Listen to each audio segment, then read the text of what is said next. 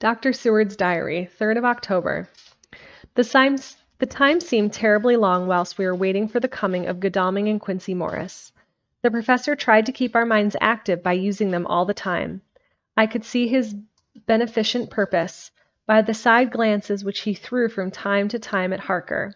The poor fellow was overwhelmed in a misery that is appalling to see. Last night he was a frank, happy-looking man, with strong, youthful face, full of energy, with dark brown hair.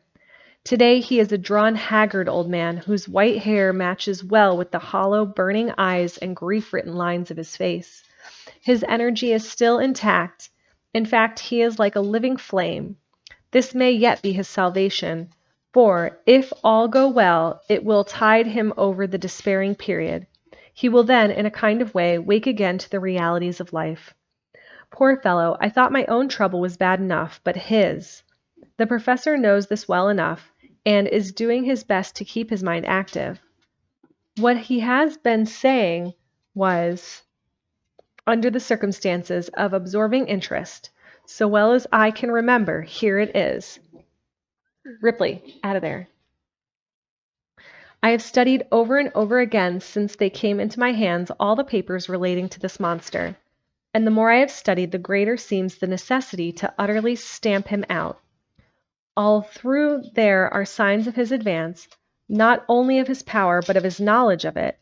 As I learned from the researches of my friend Arminius of Budapest, he was in life a most wonderful man, soldier, statesman, and alchemist, which latter was the highest development of the science knowledge of his time.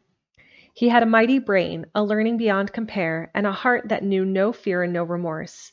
He dared even to attend the Scholomance, and there was no branch of knowledge of his time that he did not essay. Well, in him the brain powers survived the physical death, though it would seem that memory was not all complete.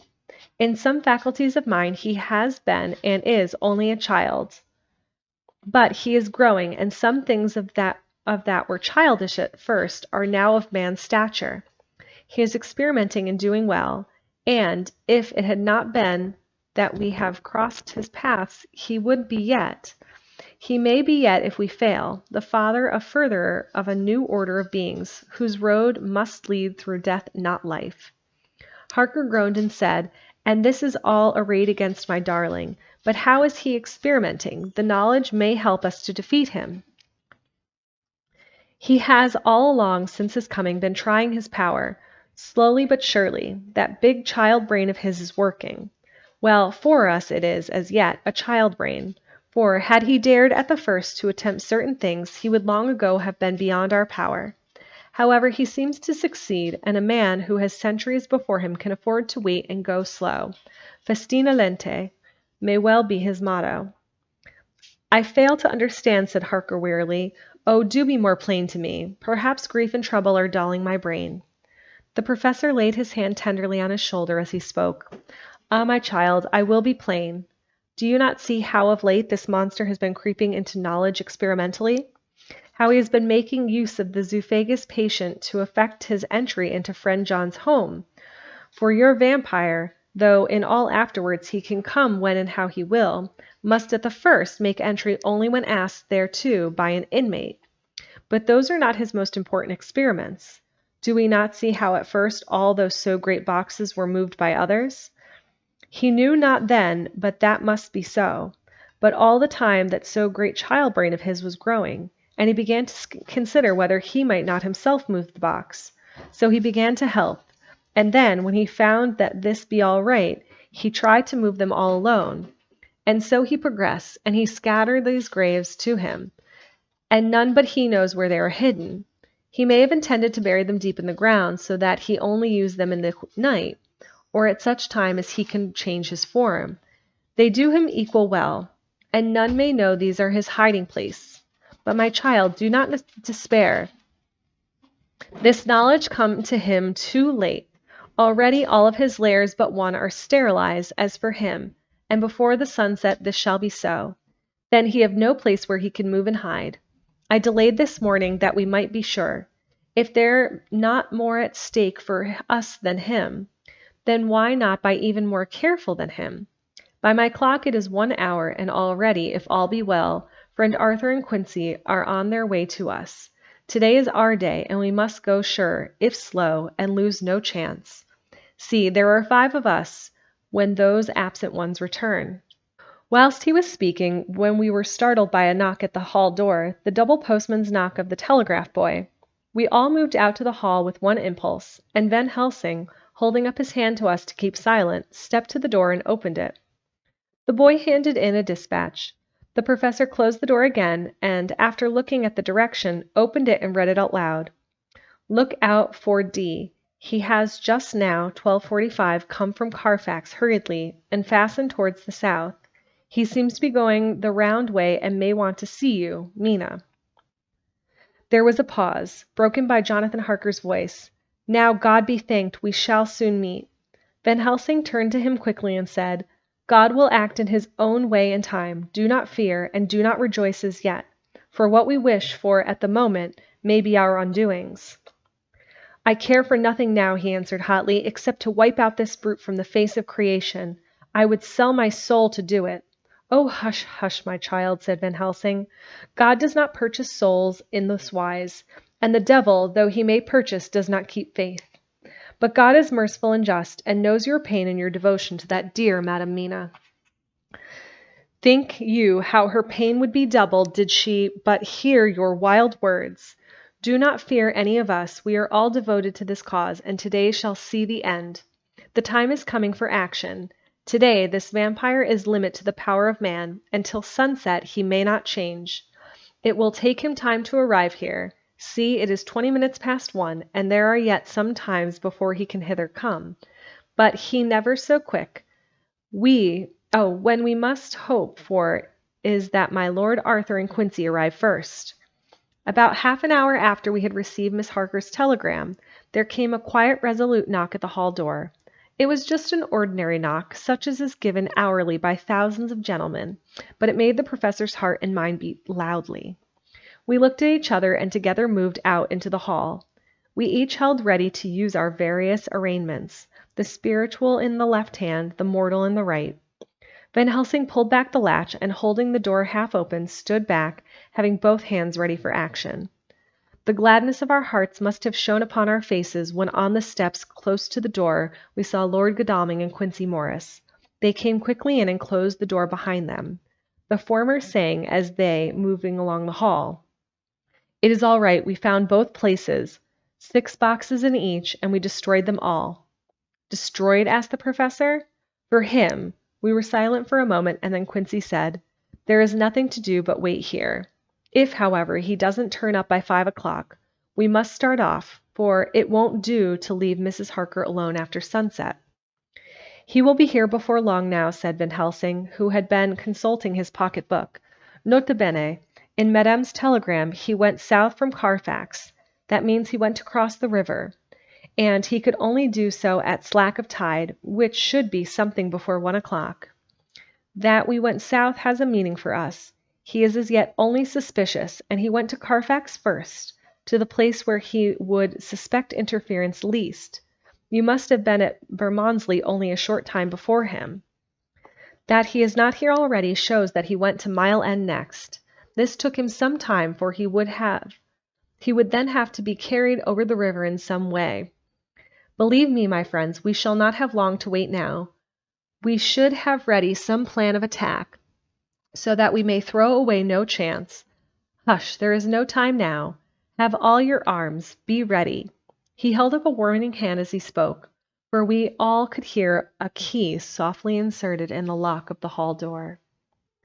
I could not but admire, even at such a moment, the way in which a dominant spirit asserted itself. In all our hunting parties and adventures in different parts of the world, Quincy Morris had always been the one to arrange the plan of action, and Arthur and I had been accustomed to obey him implicitly. Now the old habit seemed to be renewed instinctively. With a swift glance around the room, he at once laid out our plan of attack, and, without speaking a word, with a gesture, placed us each in position. Van Helsing, Harker, and I were just behind the door, so that when it was opened the professor could guard it whilst we two stepped between the incomer and the door. Godalming behind and Quincy in front stood just out of sight ready to move in front of the window. We waited in a suspense that made the seconds pass with nightmare slowness. The slow, careful steps came along the hall. The Count was evidently prepared for some surprise. At least he feared it. Suddenly, with a single bound, he leapt into the room, winning a way past us before any of us could raise a hand to stay him. There was something so panther-like in the movement, something so unhuman, that it seemed to sober us all from the shock of his coming. The first to act was Harker, who, with a quick movement, threw himself before the door leading into the room in the front of the house. As the Count saw us, a horrible sort of snarl passed over his face, showing the eye-teeth long and pointed, but the evil smile as quickly passed into a cold stare of lion-like disdain. His expression again changed us, as, with a single impulse, we all advanced upon him. It was a pity that we had not some better organized plan of attack, for even at the moment I wondered what we were to do. I did not myself know whether our lethal weapon would avail us anything. Harker evidently meant to try the matter, for he had ready his great kukri knife, and made a fierce and sudden cut at him. The blow was a powerful one, only the diabolical quickness of the Count's leap back saved him. A second less, and the trenchant blade had shorn through his heart. As it was, the point just cut the cloth of his cloak, making a wide gap, whence a bundle of banknotes and a stream of gold fell out. The expression of the Count's face was so hellish that for a moment I feared for Harker, though I saw him throw the terrible knife aloft again for another stroke. Instinctively I moved forward with a protective impulse, holding the crucifix and wafer in my left hand. I felt a mighty power fly along my arm, and it was without surprise I saw the monster cower back before a similar movement made spontaneously by each one of us. It would be impossible to describe the expression of hate and baffled malignity, of horror and hellish rage, which came over the Count's face. His waxen hue became greenish-yellow by the contrast of his burning eyes, and the red scar on the forehead showed on the pallid skin like a palpitating wound. The next instant, with a sinuous dive, he swept under Harker's arm ere his blow would fall, and, grasping a handful of the money from the floor, dashed across the room, threw himself at the window. Amid the crash and glitter of the falling glass, he tumbled into the flagged area below. Through the sound of the shivering glass, I could hear the ting of the gold as some of the sovereigns fell on the flagging. We ran over and saw him spring unhurt from the ground. He, rushing up the steps, crossed the flagged yard and pushed open the stable door. There he turned and spoke to us. "You think to baffle me, you with your pale faces all in a row, like sheep in a butcher's. You shall be sorry yet, each one of you. You think you have left me without a place to rest, but I have more. My revenge is just begun. I spread it over centuries and time and on my side. Your girls that you all love are mine already, and through them you and others shall yet be mine, my creatures, to do my bidding and to be my jackals when I want to feed. Bah!" With a contemptuous sneer he passed quickly through the door, and we heard the rusty bolt creak as he fastened it behind him.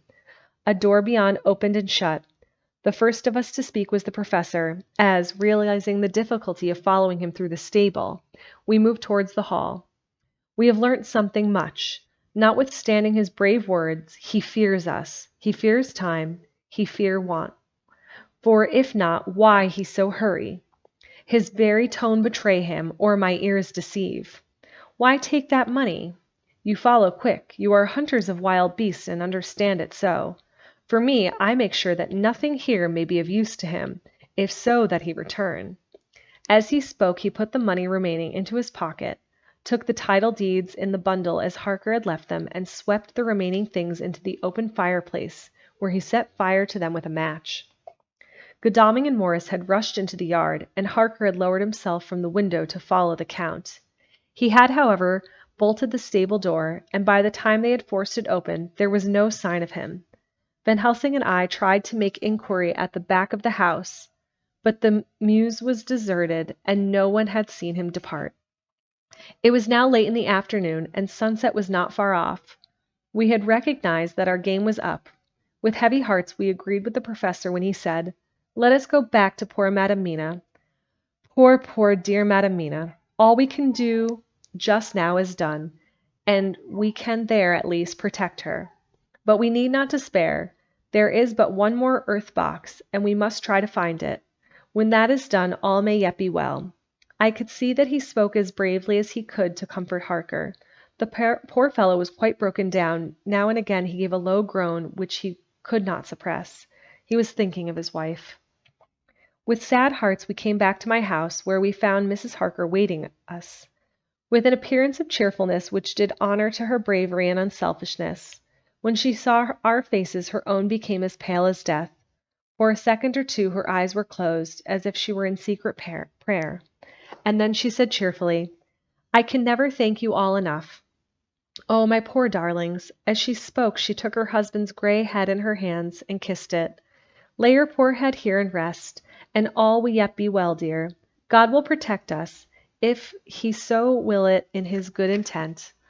The poor fellow only groaned. There was no place for words in her sublime misery.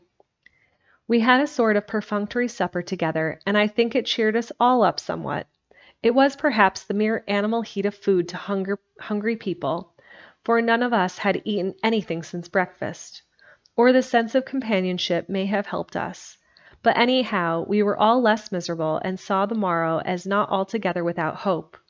True to our promise, we told Mrs. Harker everything which had passed, and although she grew snowy white at times when danger had seemed to threaten her husband, and red at others when his devotion to her was manifested, she listened bravely and with calmness.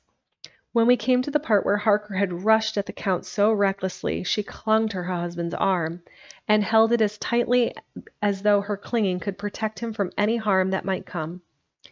She said nothing, however, till the narration was all done. The matters had been brought right to the present time. Then, without letting go of her husband's hand, she stood up amongst us and spoke.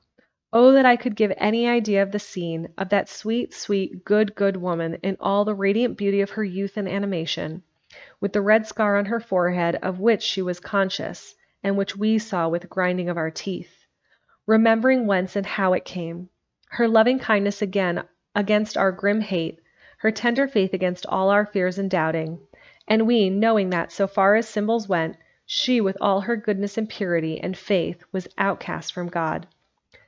"Jonathan," she said, and the words sounded like music on her lips. It was so full of love and tenderness. "Jonathan, dear, and you all my true friends, I want you to bear something in mind through all this dreadful time. I know that you must fight, that you must destroy even as you destroyed the false Lucy, so the true Lucy might live hereafter. But it is not a work of hate. The poor soul who has wrought all this misery is the saddest case of all. Just think what will be his joy when he too is destroyed in his worser part, that his better part may have a spiritual immortality. You must be pitiful to him, too, though it may not hold your hands from his destruction." As she spoke, I could see her husband's face darken and draw together, as though the passion in him were shriveling his being to its core. Instinctively, the clasp of his wife's hand grew closer, till his knuckles looked white. She did not flinch from the pain which I knew she must have suffered, but looked at him with eyes that were more appealing than ever. As she stopped speaking, he leapt to his feet, almost tearing his hand from hers as he spoke. "May God give him into my hand just for long enough to destroy that earthly life of him, which we are aiming at. If beyond it I could send his soul for ever and ever to burning hell, I would do it." Oh, hush. In the name of the good God, don't say such things, Jonathan, my husband, or you will crush me with fear and horror. Just think, my dear, I have been thinking all this long day of it, that perhaps some day I too may need such pity, and that some others like you, and with equal cause for anger, may deny it to me. Oh, my husband, my husband! Indeed, I would have spared you such a thought had there been another way, but I pray that God may not have treasured your wild words, except as the heartbroken wail of a very loving and sorely stricken man. O God, let these poor white hairs go in evidence of what he has suffered, who all his life has done no wrong, and on whom so many sorrows have come. We men, we're all in tear now. There was no resisting them, and we wept openly. She wept too, to see that her sweeter counsels had prevailed. Her husband flung himself on his knees beside her, and putting his arms around her, hid his face in the folds of her dress. Van Helsing beckoned to us, and we stole out of the room, leaving the two loving hearts alone with their God. Before they retired, the professor fixed up the room against any coming of the vampire, and assured Miss Harker that she might rest in peace. She tried to school herself to the belief, and manifestly for her husband's sake tried to seem content. It was a brave struggle, and was, I think, and believe, not without its reward. Van Helsing had placed a hand at a bell which either of them was to sound in case of any emergency. When they had retired, Quincy, Godalming, and I arranged that we should sit up, dividing the night between us, and watch over the safety of the poor stricken lady. The first watch falls to Quincy, so the rest of us shall be off to bed as soon as we can. Godalming has already turned in, for his is the second watch. Now that my work is done, I too shall go to bed. Jonathan Harker's Journal, 3rd to 4th of October, close to midnight. I thought yesterday would never end. There was over me a yearning for sleep, in some sort of blind belief that to wake would be to find things changed, and that to change must now be for the better. Before we parted, we discussed what our next step was to be, but we could arrive at no result. All we knew was that one earth box remained, and that the Count alone knew where it was. If he chooses to lie hidden, he may baffle us for years, and in the meantime, the thought is too terrible. I dare not think of it even now. This I know, that if ever there was a woman who was all perfection, that one is my poor wronged darling. I love her 1,000 times more for her sweet pity of last night, a pity that made my own hate of the monster seem despicable. Surely God will not permit the world to be the poorer by the loss of such a creature. This is hope to me. We are all drifting reefwards now. The faith is our only anchor. Thank God, Mina is sleeping, and sleeping without dreams. I fear what her dreams might be like, with such terrible memories to ground them in. She has not been so calm without my seeing since the sunset. Then, for a while, there came over her face a repose which was like spring after the blasts of March. I thought at the time that it was the softness of the red sunset on her face, but somehow now I think it has a deeper meaning. I am not sleepy myself, though I am weary, weary to death. However, I must try to sleep, for there is tomorrow to think of, and there is no rest for me until later. I must have fallen asleep, for I was wakened by Mina, who was sitting up in my bed, with a startled look on her face. I could see easily, for we did not leave the room in darkness. She had placed a warning hand over my mouth, and now she whispered in my ear, "Shh, there is someone in the corridor." I got up softly, and crossing the room, gently opened the door.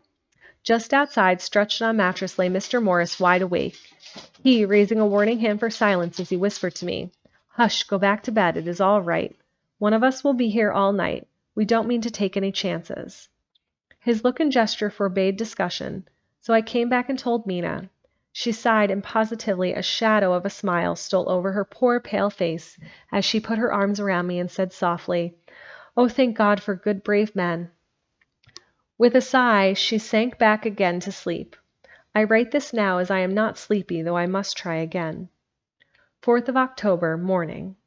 Once again during the night I was wakened by Mina. This time we had all had a good sleep, for the gray of the coming dawn was making the windows into sharp oblongs, and the gas flame was like a speck rather than a disk of light. She said to me hurriedly, "Go, call the professor. I want to see him at once." "Why?" I asked. "I have an idea. I suppose it must have come to me in the night, and matured without my knowing it. He must hypnotize me before the dawn, and then I shall be able to speak. Go quick, dearest. The time is getting close." I went to the door. Dr. Seward was resting on the mattress, and seeing me, he sprang to his feet. "Is anything wrong?" he asked in alarm. "No," I replied, "but Mina wants to see Dr. Van Helsing at once." "I will go," he said, and hurried into the professor's room. In 2 or 3 minutes later, Dr. Van Helsing was in the room in his dressing gown, and Mr. Morris and Lord Godalming were with Dr. Seward at the door asking questions. When the professor saw Mina, a smile, a positive smile, ousted the anxiety of his face. He rubbed his hands as he said, "Oh, my dear Madam Mina, this is indeed a change." "See, friend Jonathan, we have got our dear Madam Mina as of old back to us today." Then turning to her cheerfully, he said, "What am I to do for you? For at this hour you do not want me for nothing." "I want you to hypnotize me," she said. "Do it before the dawn, for I feel that then I can speak and speak freely. Be quick, for the time is short." Without a word, he motioned for her to sit up in bed. Looking fixedly at her, he commenced to make passes in front of her, from over the top of her head downward, with each hand in turn. Mina gazed at him fixedly for a few minutes, during which my own heart beat like a trip hammer, for I felt that some crisis was at hand. Gradually her eyes closed and she sat, stock still. Only by the gentle heaving of her bosom could one know that she was alive. The professor made a few more passes and then stopped. I could see that his forehead was covered with great beads of perspiration. Mina opened her eyes, but she did not seem the same woman. There was a faraway look in her eyes, and her voice had a sad dreaminess, which was new to me. Raising his hand to impose silence, the professor motioned to me to bring the others in. They came on tiptoe, closing the door behind them, and stood at the foot of the bed looking on. Mina appeared not to see them. The stillness was broken by Van Helsing's voice speaking in a low, level tone which would not break the current of her thoughts. "Where are you?" The answer came in a neutral way. "I do not know. Sleep has no place it can call its own." For several minutes there was silence. Mina sat rigid, and the professor stood staring at her fixedly. The rest of us hardly dared to breathe. The room was growing lighter. Without taking his eyes from Mina's face, Dr. Van Helsing motioned me to pull up the blind. I did so, and the day seemed just upon us. A red streak shot up, and a rosy light seemed to diffuse itself through the room. On the instant the professor spoke again. "Where are you now?" The answer came dreamily, but with intention. It were as though she were interpreting something. I have heard her use the same tone when reading her shorthand notes. "I do not know. It is all strange to me." "What do you see?" "I can see nothing. It is all dark." "What do you hear?" I could detect the strain of the professor's patient tone. "The lapping of water. It is gurgling by, and little waves leaping. I can hear them on the outside." "Then you were on a ship." We all looked at each other, trying to glean something each from the other. We were afraid to think. The answer came back, "Oh, yes." "What do you hear?" "The sound of men stamping overhead as they run about. There is the creaking of a chain and the loud tinkle as the check of the capstan falls into the ratchet." "What are you doing?" "I am still, oh so still. It is like death." The voice faded away into a deep breath as of one sleeping, and the open eyes closed again. By this time the sun had risen, and we were all in the full light of day. Dr. Van Helsing placing his hands on Mina's shoulders, and laid her down softly on the pillow. She lay like a sleeping child for a few moments, and then, with a long sigh, awoke and stared in wonder to see us all around her. "Have I been talking in my sleep?" was all she said. She seemed, however, to know the situation without telling, though she was eager to know what she had told. The professor repeated the conversation, and she said, "Then it is not a moment to lose. It may not be yet too late." Mr. Morris and Lord Godalming started for the door, but the professor's calm voice called them back. "Stay, my friends. That ship, wherever it was weighing anchor while she spoke. There are many ships weighing anchor at the moment in your so great port of London. Which of them is it that you seek? God be thanked that we have once again a clue, though whether it may lead us we know not. We have been blind somewhat, blind after the manner of men. Since we can look back, we see what we might have seen looking forward, if we had been able to see what we might have seen. Alas, but that sentence is a puddle, is it not? We can know now what was in the Count's mind when he seized that money, though Jonathan's so fierce knife put him at the danger that even he dread. He meant escape, hear me, escape.